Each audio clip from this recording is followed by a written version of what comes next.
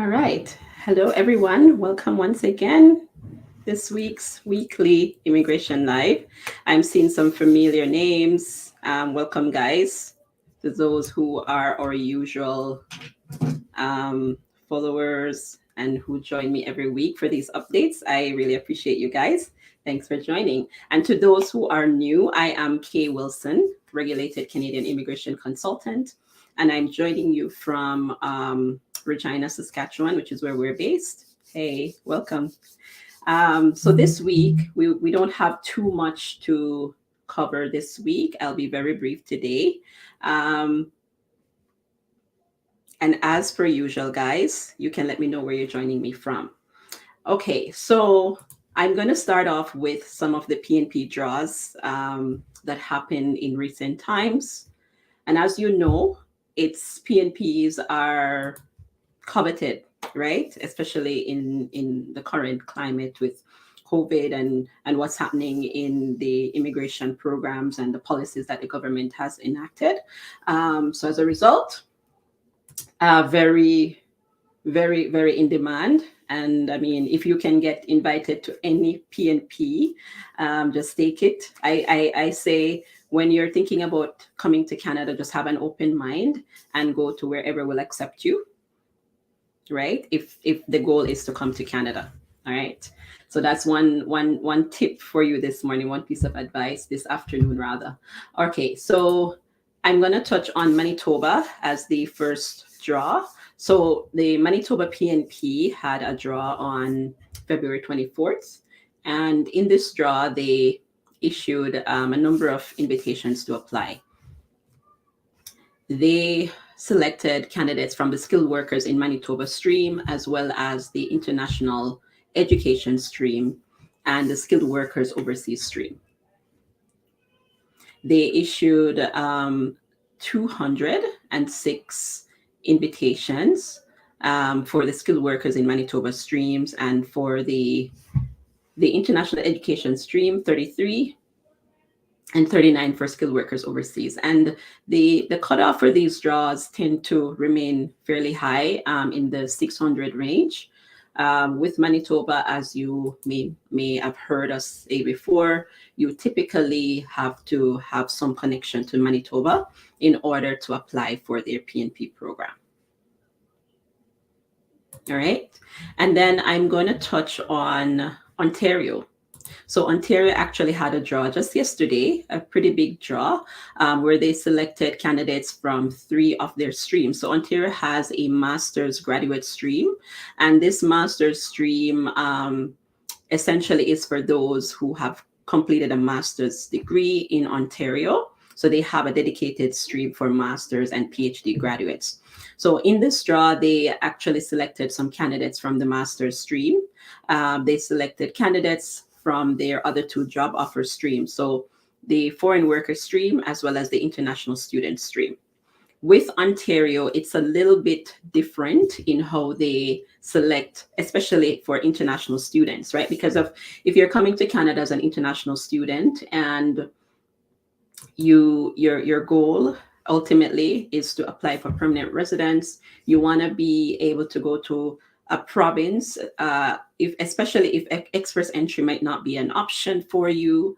You want to go to a province where you can easily transition, right, from a worker, an international student, to a permanent resident. In Ontario, sometimes it's not that easy to do. So with even these selections from the streams that I just mentioned, it's through their EOI system. When you're dealing with an EOI system, you're not guaranteed that you will be selected, right? With immigration, there's never a guarantee.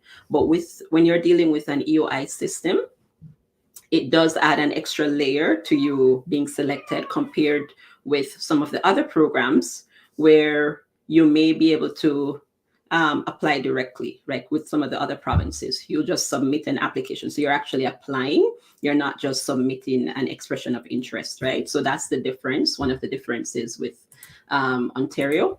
Nonetheless, so they had this draw yesterday, and for the international student stream, they actually selected students. So these are students who may have studied in Ontario. So they have selected students who are working in a particular NOC code. So they have a list of NOC codes. The list is pretty long. And these are students who have had a job offer. So this is actually a separate draw. So they had more than one draws. They selected mechanical engineering technologists, drafting technicians, IT technicians. There's quite a bit that were selected in this draw. So we do have a post about it. So if you want to see the actual occupations that were selected, then I would refer you to that post. The next one I'm going to touch on is British Columbia. So as per usual, you can count on BC to have draws every week, which they do. So this week, on March 1st, they had a tech draw. So this is through that tech program that they have, where they have 29 tech occupations that are seen as priority, and they will invite candidates who under that program, basically. So candidates who have experience in these 29 tech occupations, right? So 136 invitations were issued, and there are different categories. So we have skilled workers, we have international graduates, we have express entry, BC, right? And the minimum score for this draw was 85 across all of the different categories. And then I'm going to go to Quebec. So those who are looking to migrate to Quebec, of course, French is a requirement, right? Quebec is Canada's French-speaking province. So if you are looking at migrating to Quebec, it would be nice to speak French. You definitely want to speak French. It is something that, and it's not just speaking French, right? You have to be competent in French to at least to a certain level, because you would have to do a French language test, right? So the language test would include testing on your speaking, your reading, your writing, and your listening abilities. And aside from just going to Quebec, there are other benefits of course, of being competent or learning French as an option. If you are not looking at going to Quebec, it can definitely help you even getting into the other immigration programs. It can help you with getting job offers in Canada. There are lots of benefits to having that as a second language. So Quebec released a list of occupations that are eligible for facilitated LMIAs. Initially, so what this really means is that they have updated their list of high demand jobs, right? So for employers who they basically don't need to prove that they have a recruitment effort being conducted for temporary foreign workers. So they have increased the number of eligible occupations that were on this list. So this was a pre-existing list. So it jumped from 181 occupations to 228 occupations, right? So it's LMIA based. So you would still you still need to find a job, right? So you still need to find a job offer in the province by connecting with an employer there or a recruiter or something.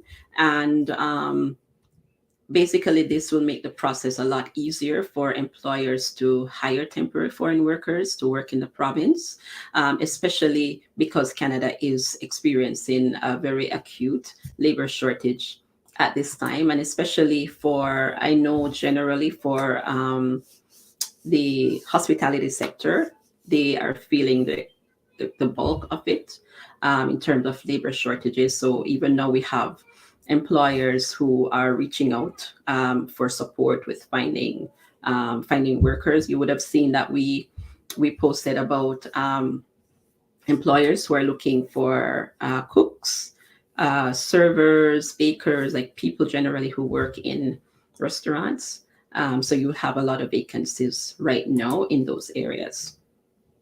And then finally, I want to touch on public policy that IRCC recently issued. So they have issued a temporary public policy. It was already issued, but it's just now being extended.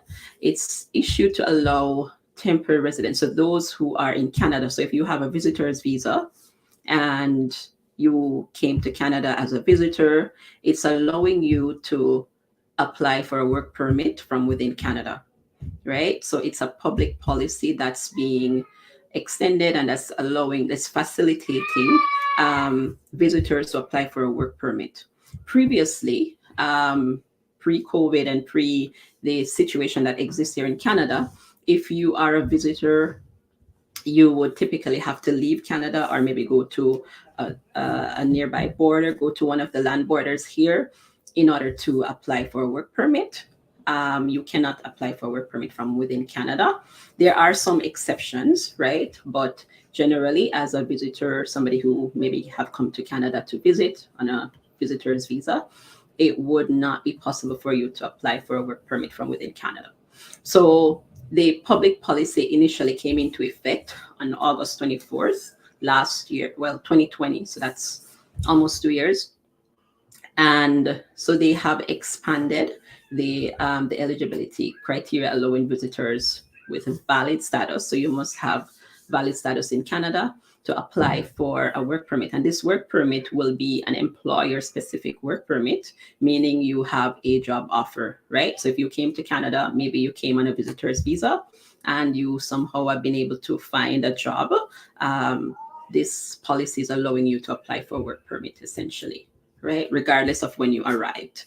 And so it's being extended until February 28th of next year. So 2023, right? So this is a move to help to ease the acute labor shortage that's being faced right now in Canada. So there might be people who are here temporarily and employers might be willing to hire you.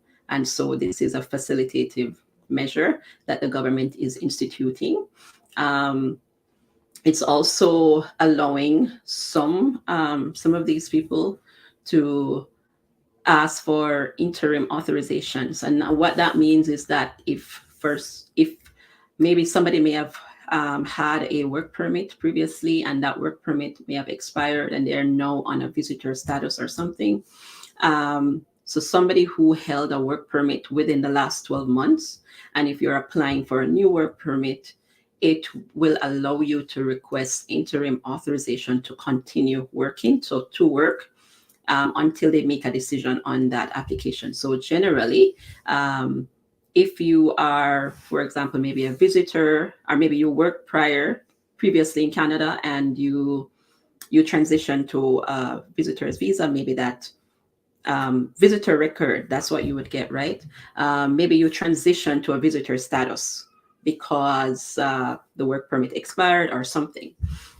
Generally, if you're applying again for a work permit, you will not be able to start working until that application is finished processing, however long it takes. So you would be here not working. So what you're doing with this interim authorization that you can request is allowing, so for those who are eligible, right, those who have held a work permit within the last 12 months, they would be able to request permission to work until they have decided on the application, right? So again, another measure that the government is taking to facilitate people being able to come to Canada and work. There are some eligibility requirements that will need to be met. Of course, they have to apply before February 28th of 2023. So even if you were to come to Canada after today, for example, you come on a visitor's visa and you were able to find employment, then this would still apply to you. You could still apply for that work permit from within Canada once you meet all of the requirements, right? The status in Canada, again, it must be valid. So if you are a visitor and your status is near expiry, an option for you might be to extend your status, right? So to apply for an extension, apply to remain in Canada. And then once you have, again, that valid status, you can you may be eligible. Let's say you may be eligible, because it will be different for everyone. So that's one requirement. And then, of course, you have to apply with the specified application form, right?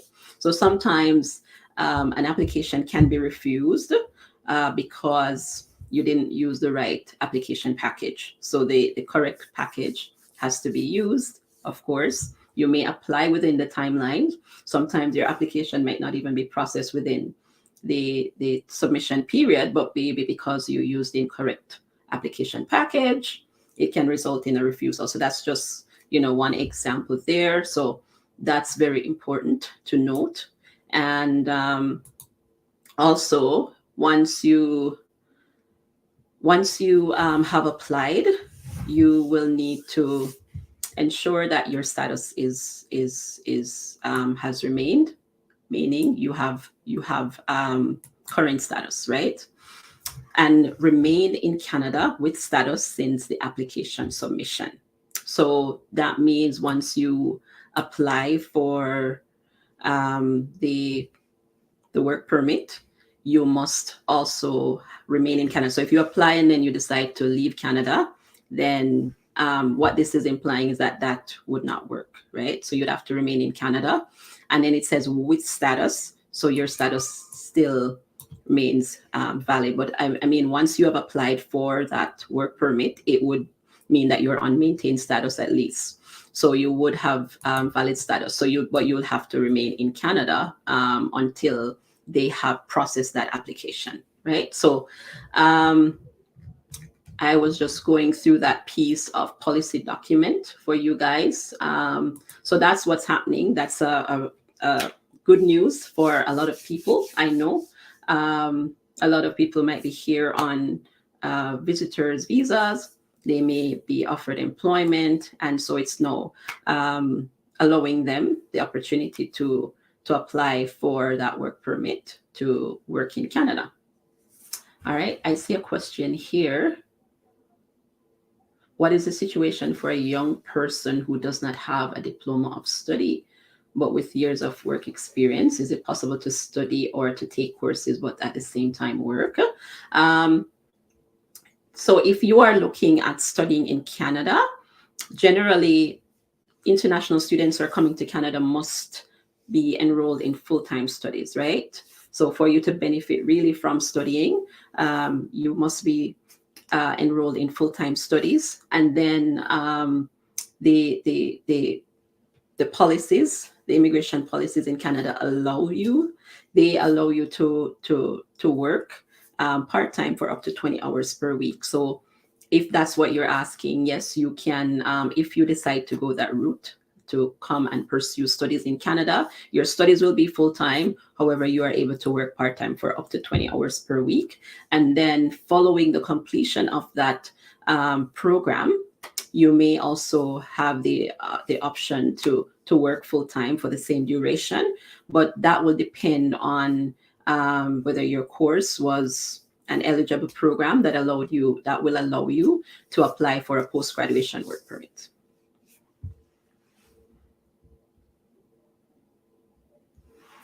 So I'm seeing a question here. It has to, I'm not sure which job you would have been referring to.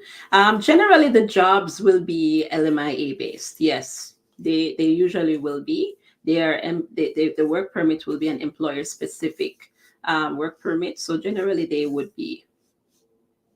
How to apply from Jamaica for express entry? That's a very broad question. So the most of the programs are online. So you would have to apply online on the Government of Canada's website if you know to do. Yeah, read the public policy. Yes, most of the jobs for the public policy, it would usually be LMIA based jobs.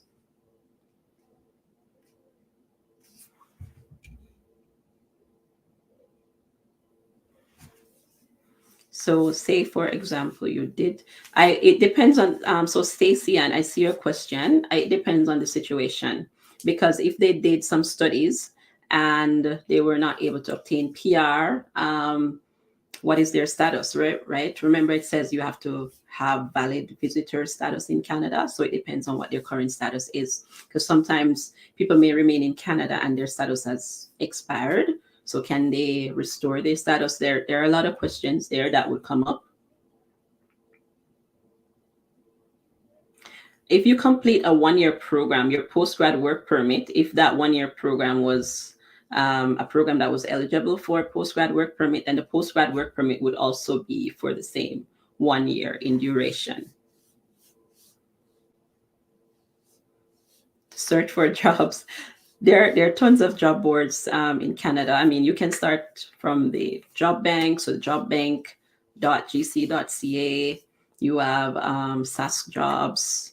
You have Indeed. There are a lot of different job sites in Canada. It's not an easy process though, right? Especially if you're applying from outside of Canada, it's not that easy. If you're trying to find a job from outside Canada, that's the point I wanted to know. Just responding to the comments I'm seeing here. All right. So thank you so much, George. Yes, interesting session indeed, and some interesting information here. If you're on an open work permit, how long before it expires can a person apply for an extension? Well, you definitely want to apply. If you are eligible to apply for an extension, you want to apply before it expires for sure. So at least 30 days before it expires, I would recommend you want to submit your application before that time. But I mean, again, depending on the situation, you definitely have to apply before it expires if you want to apply for an extension, because you don't want to lose status. All right, guys. So I think that's it. We're going to wrap up. All right. So somebody's asking, can you send us a direct message? Kirby girl, I see you're asking about your GCMS notes. Send us a message and then we can get back to you. All right. My team will respond to you. Thank you so much. All right. Thank you guys so much for joining. I see questions coming in still. If you guys want, you can send us an email. The email address is info@nccanadaimmigration.com. I'll put it on the screen here for those who can see that. Yeah, so it's info@nccanadaimmigration.com. If you have further questions, or if you, based on some of the inquiries here, I won't be able to address everything during this session. And some of these questions might require further questions from me, right? Further to be able to effectively provide you with an answer. Yes, thank you so much, Stacey, and thanks for joining. And thanks for always showing up. I see you every week. Thanks so much. So send us an email, info@nccanadaimmigration.com, if you want to clarify questions further, or if you're interested in scheduling a consultation with us and to see how best we can help you to support you with coming to Canada. And I'll see you guys next week. Take care.